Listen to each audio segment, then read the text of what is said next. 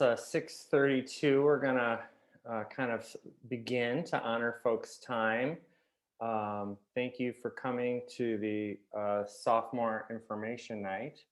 My name is Mike Gavin. I'm the sophomore class principal. I'm joined by Sarah Esslinger, whose lovely face is on the screen.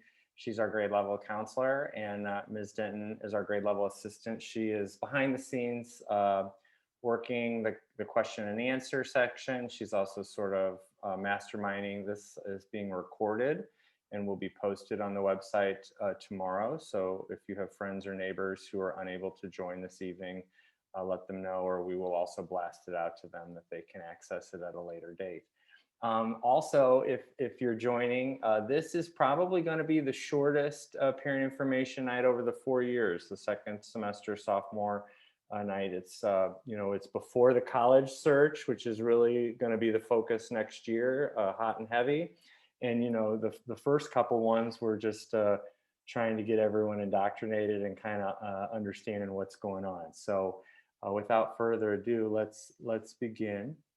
As always, we want to thank our Parent Information Night is sponsored by the KHS PPO, the Pioneer Parent Organization, and we're very appreciative of their generous support, your generous support for our students and our teachers, as well as some of the things that go on at the school beyond just Parent Information Night. If you haven't yet joined the PPO, feel free. I encourage you to do that. You can connect with Stacy and she can help connect you in that realm. We're very appreciative of the KHS PPO for all of their help in supporting needs for the school. They're not here because it's in virtual format, but as always, I would like to plug our award-winning top 10, top 5, which would maybe say top journalism program in the country, both the Kirkwood Call and the Pioneer Yearbook. The Pioneer Yearbook, it's not too late to order that book. Don't wait and miss out. It'll be sad on distribution day. The Kirkwood Call has both online and paper versions, but you can go there and actually, I think, get things mailed to your house even if you want. So just those two little plugs for our student organization. Okay, so here we go. We have been through a lot. I mean, if you think of all the times in the last year where we've come together, there have been some somber moments, some oh my gosh moments. How are we going to get this all together? But I want to really celebrate both the wonderful and hard work of your children, as well as yourselves, as well as our teachers. And our kids, despite the adversity and the challenges that they've faced this semester, have really come out on the other side in pretty good shape. And that doesn't mean that there aren't some students that we're working with, most definitely. But I kind of looked at some statistics. I always like to kind of do this in the spring coffee. We have 79% of our kids, or 352 of the 444, that earned at least one A last semester. 27% of our students, or 121 of them, earned straight A's that semester. If we're looking cumulatively over the 3 semesters of grades that our kids have earned, 2 of which have been impacted by a pandemic, 21% or 96 of our 444 kids have a 4.0 or higher.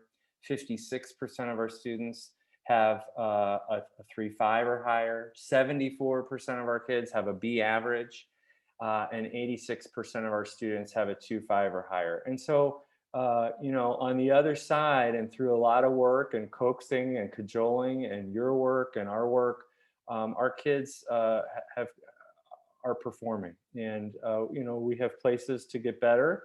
And I've had conversations with many of you along the way on how we can do that in concert as a grade level group and at home, as well as with teachers.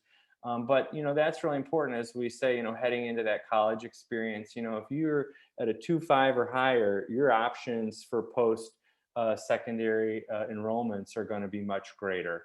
And so that's a wonderful thing to celebrate. And when I compare these numbers to the class of 2013 and the class of 2017, my 2 prior courses, they're pretty much, this class is in between. There was one group that did a little bit better at this juncture and one that did a little worse. So cheers to you guys, cheers to our kids, and cheers to our teachers, and obviously the hard work of Sarah and Stacy.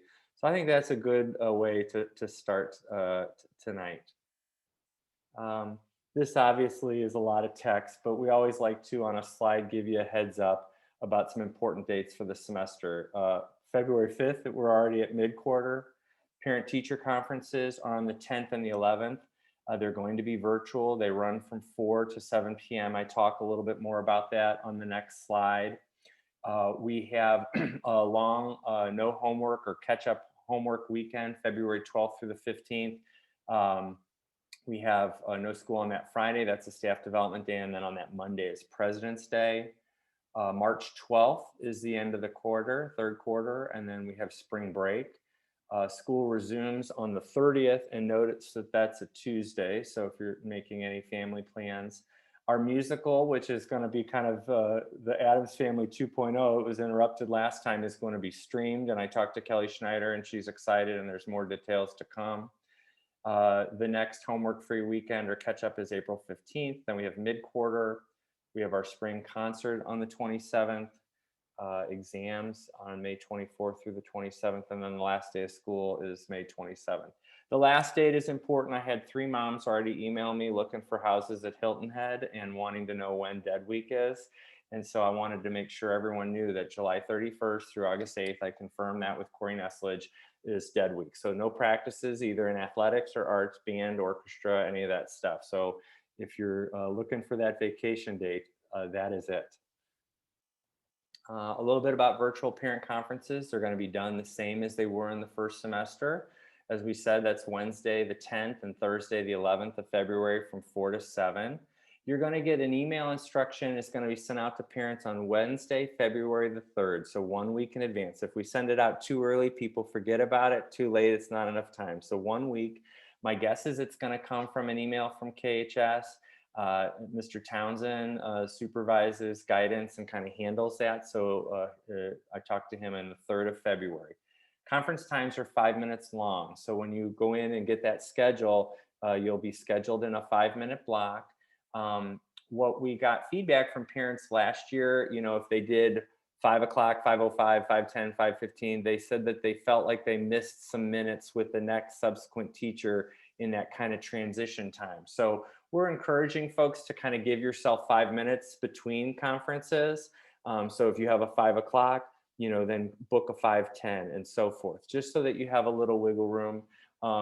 Unless, you know, you don't mind maybe having a few minutes of that conference shaved.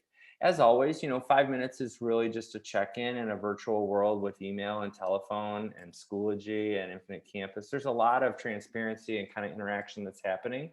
But if you feel the need for a longer conference, you know, reach out to that teacher, reach out to myself or Ms. Esslinger, and we can kind of help you work your way through that. So conferences on the 10th and the 11th of February. Just some other things, you know, I talked about last at the beginning of the school year that I'm certain our students are learning skills that they would not have learned otherwise. And I continue to celebrate and be impressed and also to kind of coach some others who aren't quite there yet on students' ability to initiate communication with their teachers. If they're having some angst about that, initiating communication with myself or Sarah. And also another kind of piece, we were talking to some colleges and they were talking about the criticalness of kids understanding the need to close the communication gap. So if they send an email and the teacher responds back, even that response back that says, got it, thanks, or yep, I'm gonna do that. So when I talk to students, a lot of times one-on-one now, you know, we're kind of bringing up, how's that communication? Did you let your teacher know that you got that so that it's not just kind of hanging out in the air? Late work. I want to address this as a school. We're in conversation about late work and how to grade and deal with that. There's always this kind of tension about wanting to give students as much time to complete work and also understanding that students learn at different rates. But we're also in a time and place where, you know, grading is related to feedback, and the later we get it, the harder it is. So I would encourage you to really have conversations, and you know your child. Some people, you know, are going to get that homework done right away. Others, it's, you know, we're kind of dragging them across the finish line. But to inquire about each of their classes' late work policy and to understand what that is and its implications. Also, I want to talk a little bit about academic honesty, and that's another thing that I think as a school we're having conversations with. With an online in the online world, it's hard, and also with students who are just learning. All learning begins a little bit with mimicry. If you think about language, we mimic what we hear. And so in English, I know for sure because I work with English teachers, we've created sort of scaffolded lessons for each semester, 9 through 12, to kind of teach students, talk to students about academic honesty, really how to avoid plagiarism, to make sure they're quoting the ideas of others and how to integrate that. I know we're having conversations in social studies and world language also with that. But that's a conversation to bring up to your child because it's better to have it on the front end than the back end. And I'm so proud of the English teachers for the work they've done. And I know that there's some other departments working on it, but I just give you that plug. And some of this is all leading up to the ever either loved or dreaded sophomore research paper in English. So all students, whether you're in honors 10 or honors 9, or I'm sorry, whether you're in sophomore honors English or sophomore honors English honors, your child is in the midst of a research paper. And right now you've probably gotten some emails. They're creating 10 or 20 questions and finding sources, but it is structured with a time concept in place so that there can be feedback along the way. And if the student isn't getting is struggling to find resources, or they're too heavy in a certain area, that they can get feedback. The big thing to know is that research paper is due the week of the 15th. So that's the week before spring break. But it's also important to note that that is in the fourth quarter. So that assignment is going to hit in the fourth quarter. The formative marks for that assignment along the way are going to be in the third quarter. So those are questions to be having. What's your research topic? How's it going? Talk to me about deadlines. How can you help? And if your child is struggling, obviously encouraging them to initiate that conversation, but also you can always initiate a back channel conversation with Sarah and I, where we can kind of maneuver and help both you and them. For those of you that are learning online or in the afternoons, again, I just stress the importance of encouraging your child to have their video on. When I talk to teachers on evaluation cycle, or I can see, reading kids' faces is really an important skill that our teachers are pretty adept at. And when that is off, that's a problem. I know we've had some kids have some challenges with their camera. And so I put there in that hyperlink of Tech Chat, which is off the Kirkwood Schools website, lower right-hand corner.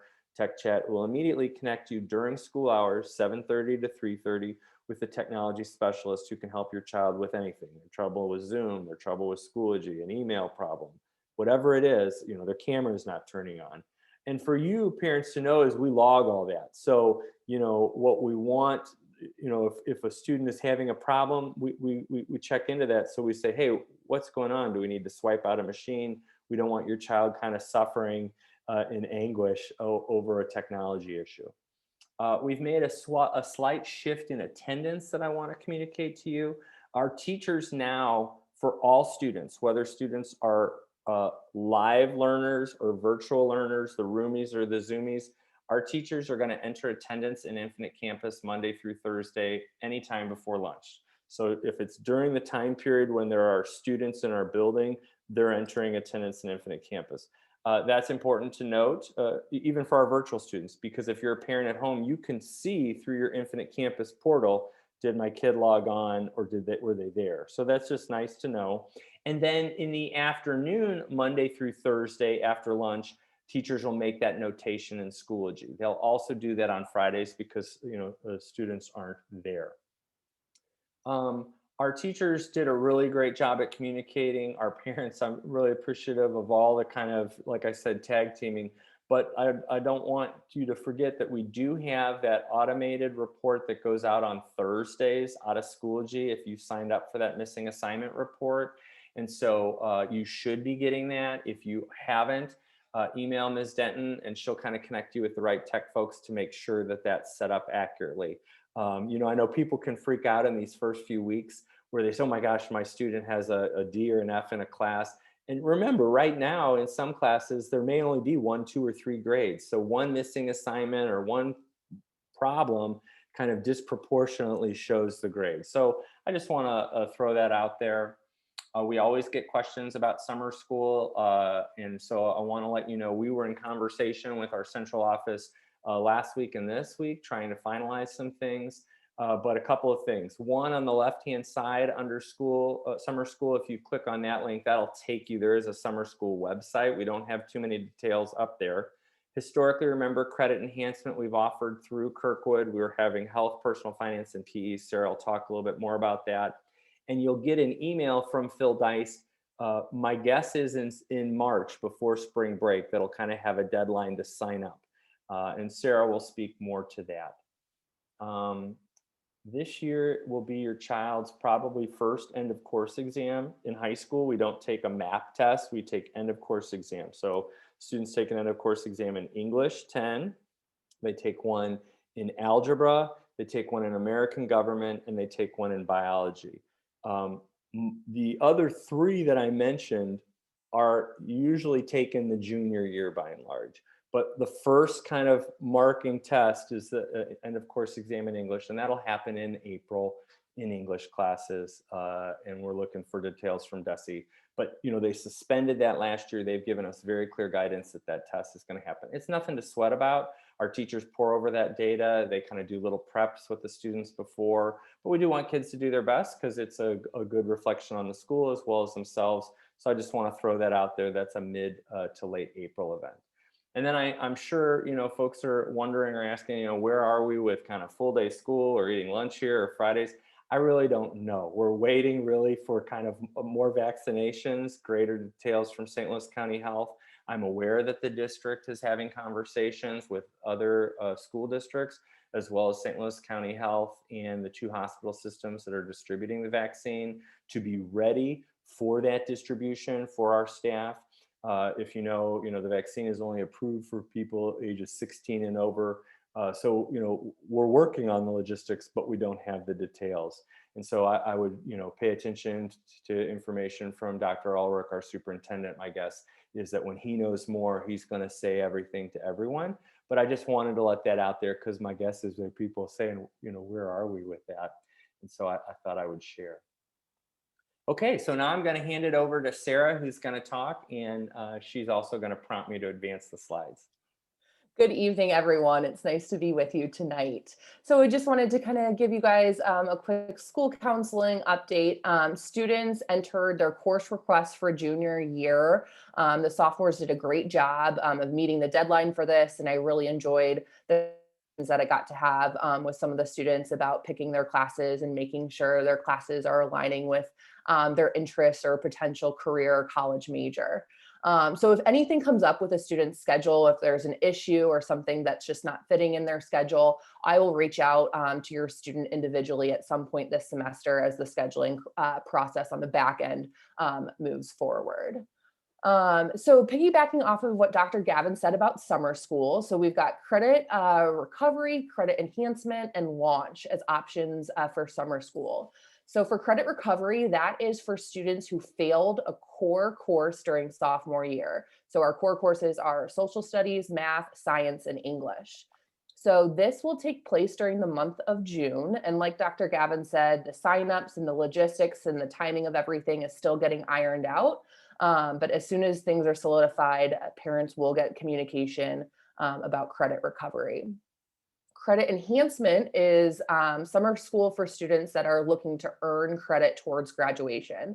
So PE, personal finance, and health will all be offered through KHS summer school. And again, same thing here, we're working out the details, but that will take place in June. And then lastly, launch is an option for students. So launch is fully online virtual classes. They're taught by certified Missouri teachers, but launch is a part of Springfield Public Schools. So those are self-paced. There's a ton of different offerings. We're still working with launch to see exactly what their course offerings will be for the summer and what the cost would be to students or parents. So again, more information to come on launch as well for summer school. So in terms of social emotional health, that continues to be our priority for our students. We know that the world changes so quickly and suddenly because of things like COVID. And so, it's common for students to have changes in their thoughts or their feelings or behaviors or other stuff that you might be noticing at home. Um, on the page at the bottom there is a link to a page on Kirkwood's website for parent resources. There's resources about how to talk to your student about a crisis or a pandemic, and as well as how to talk to your student about their mental health. If you are concerned about your student and their mental health, please reach out to me. I am here for them. We also have Kim Grega, who is our school social worker, and Sarah Gibbs, who is our educational support counselor. And we all work as a team to support students. So please reach out to me if you're concerned about your student, big or small, and I'm happy to help. And then, so academic support. So peer tutoring continues to be an option for students who are looking for some additional content support. So students can sign up through peer tutoring on a Google form. The peer tutoring, the tutors are typically a National Honor Society student or a student who's a part of the A+ scholarship program. So this would be a great opportunity for your student to get extra help, and it is virtual. Um, Homeroom on Tuesdays and Thursdays, typically that's about 120 minutes on Tuesday and 120 minutes on Thursday, where your student has the time to, work independently on their schoolwork or Zoom with their teachers to ask questions or get extra help. I am seeing that students who might fall behind or get themselves in a little bit of a hole with missing work, those students who are seeing their teachers on Zoom during homeroom to get extra help are getting caught up a lot faster than students trying to navigate it on their own. So I really encourage students to make the most of that homeroom time.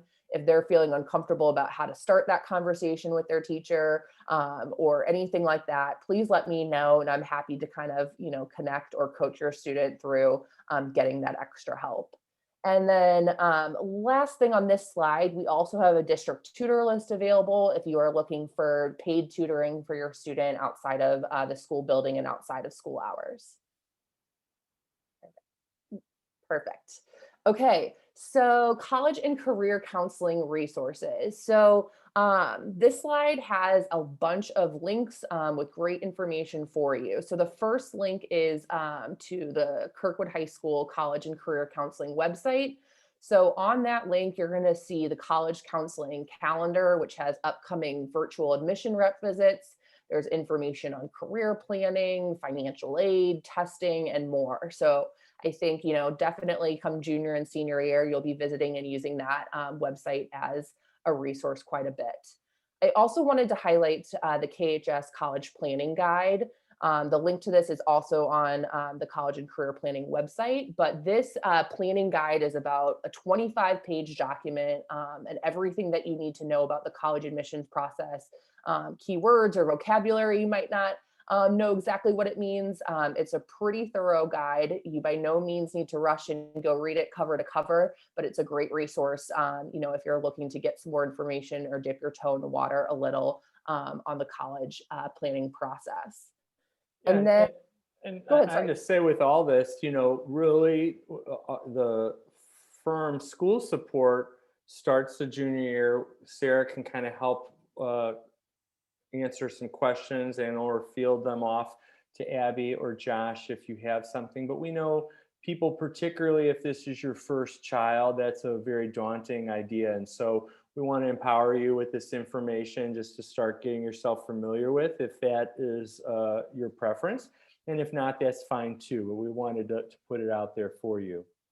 For sure. And so going off that, I think maybe a good place to start if you're curious and wanting to dip your toe in the water a little, the college counselors just started a college counseling YouTube channel, and they're going to be uploading different videos for students and parents to access. Right now, there's everything, they're just starting to build it, but there's videos on Naviance and some of the, resources on Naviance or tools on Naviance for students to play around with. So definitely over the next couple of years, we'll be using that hopefully a lot more for students. And I know some of you might be wondering about the spring college parent information night. So that's typically, for sophomore and junior families. This year it will be virtual. Videos are going to be uploaded to the College Counseling YouTube channel for students and parents to access kind of on their own time from the comfort of their home. And you can see here on the slide the topics that it covers, from selective college admission process to the application itself, Rankin and St. Louis Community College as well. So you will get some email communication about that, but that will be the format for the Spring College Parent Information Night this semester. Next slide, please. All right, this has a lot of information on it. If this stresses you out, just do not look at it right now. For the planners in the room, this is the college and career counseling junior timeline. So if you're curious about what's in store for next year in terms of the college and career counseling, planning, this is kind of what to expect. Next year, like Dr. Gavin said, the college counselors, they're going to be a part of our coffees and our information nights. You're going to see a lot of them. And then your student is going to meet with their college counselor second semester of junior year. And then Josh or Abby, our two college counselors, are going to be officially part of your student's team up until graduation. So again, you'll be getting a lot more college, and career information from us as we kind of get to junior and senior year. But I think right now, focusing on your classes, finding things you enjoy genuinely and getting more involved in those, I think, as much as we want to jump into the college process, I think, we got to take it one step at a time. And the most important thing that sophomores can be doing right now is focusing on their classes and their GPA. All right. Back to you, Dr. Gavin. Okay, so this is my last slide. I just, in some closing notes, I wanted, on the right-hand side of the screen are sort of three titles that I'm going to refer you to if you're interested in learning or have some concerns. My big message is our kids are really persevering. And like I said, I have no doubt that they're learning skills and understandings they would not have done otherwise. I'm also aware that we have, some number of students who are struggling in a variety of ways through this. So involve us and help us. But that Paul Tough book called How Children Succeed, which is a really nice, kind of talks about simple steps you can take. One of the things he talks about is the first thing to help children succeed is helping them fail. And by that, he means allowing them experiences to kind of feel the discomfort or lack of success, and then how to persevere and build back over it.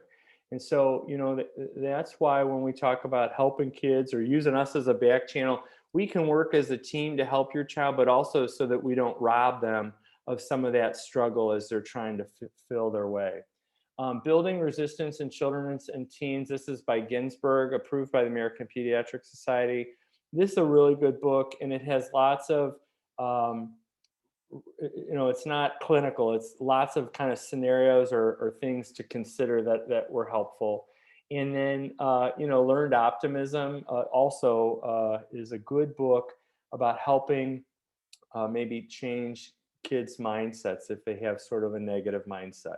And here on the right-hand side, I've given you things that may be your homework, but I want you to know, as a school, like I said, we're engaged in a lot of learning right now. I mean, I think education is going to be transformed forever as a result of the things that we've learned and grown accustomed to, and the problems that we've seen, and so forth.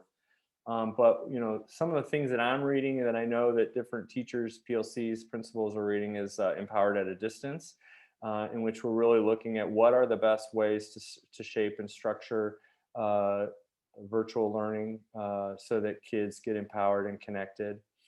This Instructional Change Agent, which is really more for principals. And then Coaching for Equity, which is really, again, helping all students feel safe, connected, and feeling able, and then how to get that done. And another book I didn't put in there was kind of questions, developing students' questioning skills. So as I said, I think in the fall, I know that there are going to be a lot of PhDs awarded by people researching what's transpired over this time. And geez, we're just I'm trying to do the best I can, Sarah, as I know you are too. But I think, those two books on How Children Succeed and Building Resilience in particular, might be nice little things just to help you think that as I look back over those books this weekend, so many of the little kind of tidbits that I took out that were pretty easy to discern, I think are applicable in a pandemic or out of a pandemic. And how do we empower kids to see themselves as active agents who can shape and improve and make their way? And also, obviously how to support them. So that was just my little plug for those things. We are very appreciative of your support. I'm going to kind of end the screen sharing so that I can see if there are any questions that Stacy, I'm going to wait a minute too. So if folks have any questions, they can throw that up in the Q&A. I believe Stacy's been handling that and responding thus far. And so I'm going to wait here a bit to see if anything else comes.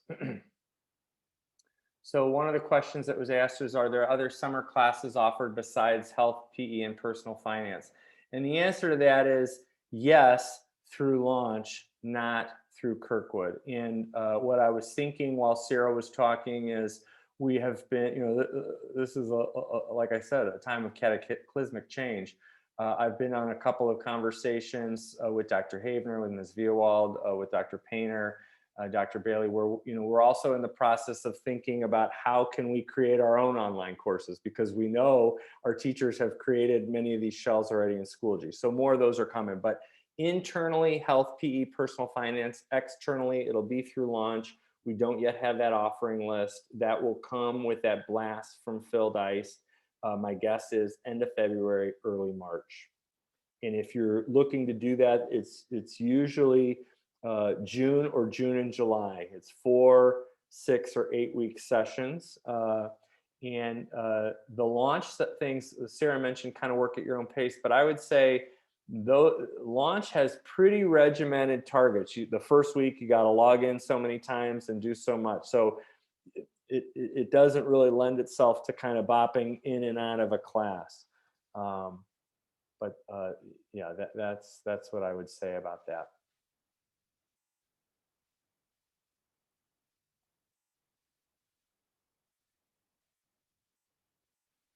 We'll wait just a minute more.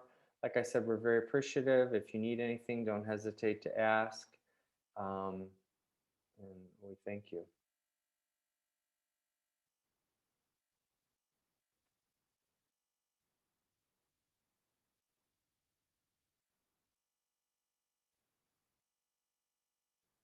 This is that awkward thing they teach you in teacher school. It's called wait time.